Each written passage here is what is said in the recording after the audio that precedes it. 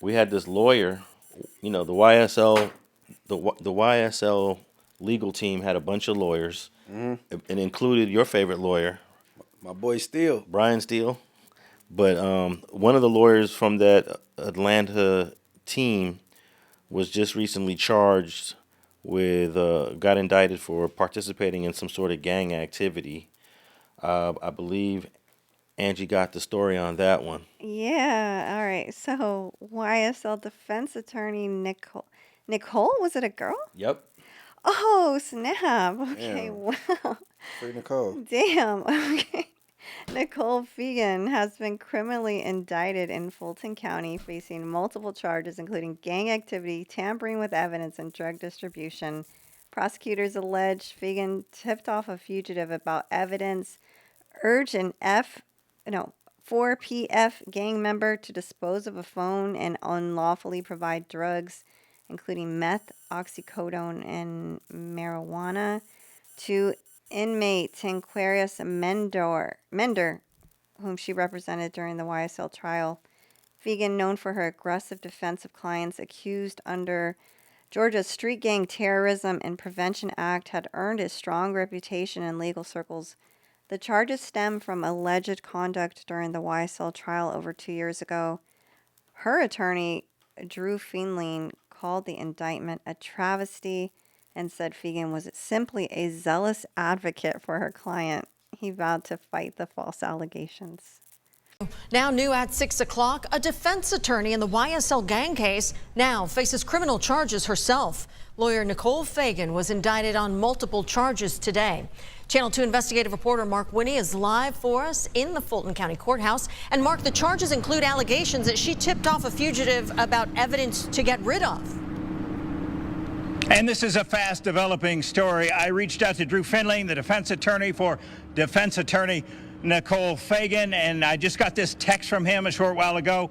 He said, "This indictment is a travesty. Nicole Fegan is a fierce trial attorney and well respected amongst her peers. These charges stem from activities alleged to have occurred 2.5 years ago during the YSL trial, for which Ms. Fegan was a zealous advocate for her client. No more. We look forward to fighting these false allegations." Well, here's some insight into what those allegations are. Defense lawyer Nicole Fegan is well known in local legal circles for her effective representation of alleged gang members, often when they are charged with violating Georgia's Street Gang Terrorism and Prevention Act. Says J.P. Miller, who told us he knows her from both sides of the street, having worked against her when he was a gang investigator with the Fulton County DA's office, and consulted with her now that he's a private investigator. She has a great reputation on the street and with her clients and by her peers. She has been successful in receiving several not guilty and acquittal cases throughout her career. But now an indictment, which also contains allegations against 2 co-defendants, charges Nicole Fegan herself with violation of the Street Gang Terrorism and Prevention Act and other charges. For example, the gang charge against her alleges she unlawfully solicited a fugitive in a gang murder case to commit criminal gang activity through the commission of the offense of tampering with evidence. A criminal solicitation charge suggests she unlawfully solicited a person by that same name, a 4PF gang member that was a fugitive in a 4PF gang murder case, to get rid of his phone with the intent to obstruct the prosecution of someone else. Another count accuses Fegan and another person of the offense of obtain/procure/give inmate prohibited item without authorization. It alleges they did unlawfully give to Tanquarius Mender, an inmate of the Fulton County Jail, a place of incarceration, methamphetamine. Still another count mentions the prohibited item offense, only this time involving the illegal drug oxycodone, and yet another count alleges something similar involving marijuana. You know, I've worked with her on both sides, and she's always been a pleasure to work with. Now, a court document that we obtained indicates Nicole Fegan was Mender's defense lawyer. It indicates in that case he pled guilty to possession of weapon by incarcerated individual, possession of telecommunications device by incarcerated individual, and participation in criminal street gang activity. That last charge as an Alford plea, which I understand means he does not admit that he did it. but that it was in his best interest to plead guilty. There's much more on this that we're digging into. For now, reporting live, Mark Winnie, Channel 2 Action News. So she was going over and beyond for her client. Well, there's been a handful of attorneys in the history of our country that have smuggled things in for prisoners and inmates. It happens. I'm not saying she did that, but allegedly.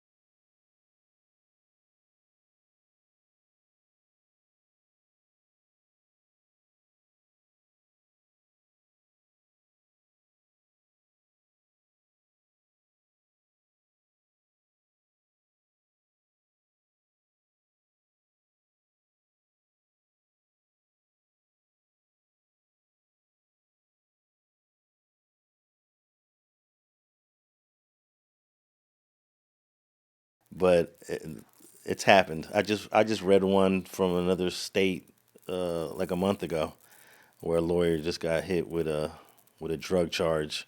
I ain't gonna lie. If I was a public servant, a police officer, peace officer, whatever you want to call it, I'd probably be not a crooked cop, but a cool cop. You know what I mean? I'd probably sell a little drugs. You know what I mean?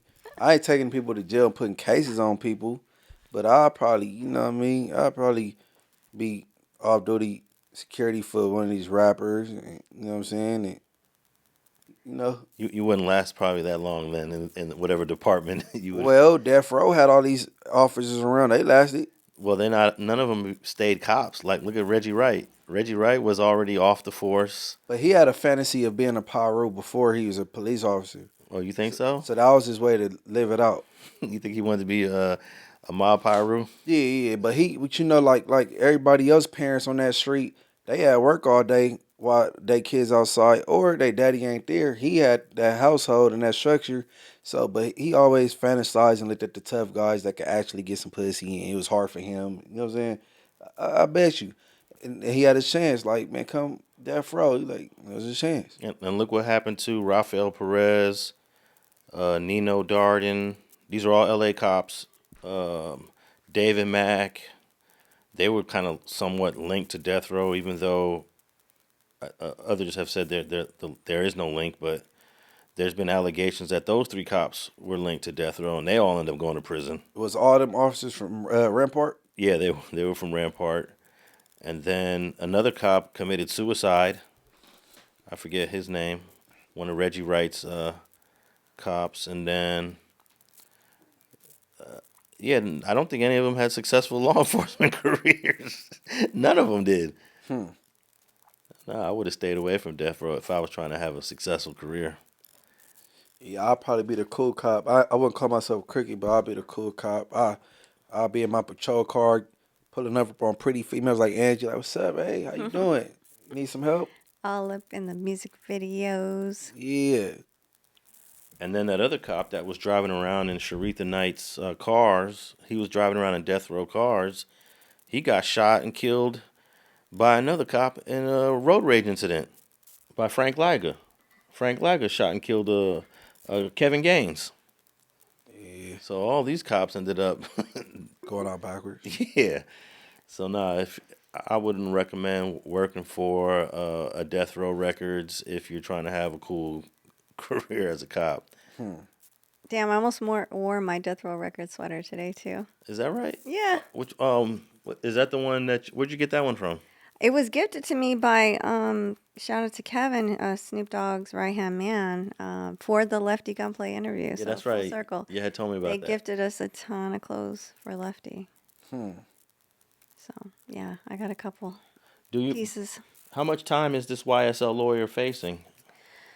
That's a good question. I mean, it doesn't say, but she's in a lot of trouble, man. You don't get. They might, they tend to make people like this, like when it's connected to a celebrity, they try and make examples out of them. Well, she got a poppin' Instagram page. She likes to post a lot of pictures of her, you know, sitting in the car, little sexy outfits, mini skirts, tight jeans. She definitely looks like a fun lawyer. Oh shit. Yeah. What's her name again? Find her on Facebook. What's her name? Nicole Fegan. Okay, Miss Fegan. And her Instagram is Fegan Law, FEGANLAW. Oh damn. Okay, Miss Fegan. And in her profile it says Miss Got Proof with a question mark. Trial attorney, lady lawyer with the French bulldogs. Yeah, she got a lot of pictures with her dogs, and When's the last time she posted? let's see her last post. Is she from what city? She's from Georgia. I don't know what city. Okay. She just posted on May 11th. No, she doesn't post too often, huh? Let's see, unless that's a pin post. Was that a pin post? Yeah, May 11th was her last post. All right, it's been a while. It's a couple months ago, right? She's been busy. Yeah. Shay man that busy. Too busy for social media. I think that She moved like a gangster because she hang around them. So she don't post as much. yeah, I think she got a chance of beating the case, because a lot of these cases where lawyers get charged, lawyers can win those cases sometimes. It's like 50-50. Hmm. So, I wouldn't say she's washed up. I don't think so. They took a loss with YSL as a whole when they handled their indictment. And now they want to take it out on somebody else. It's misdirected frustration.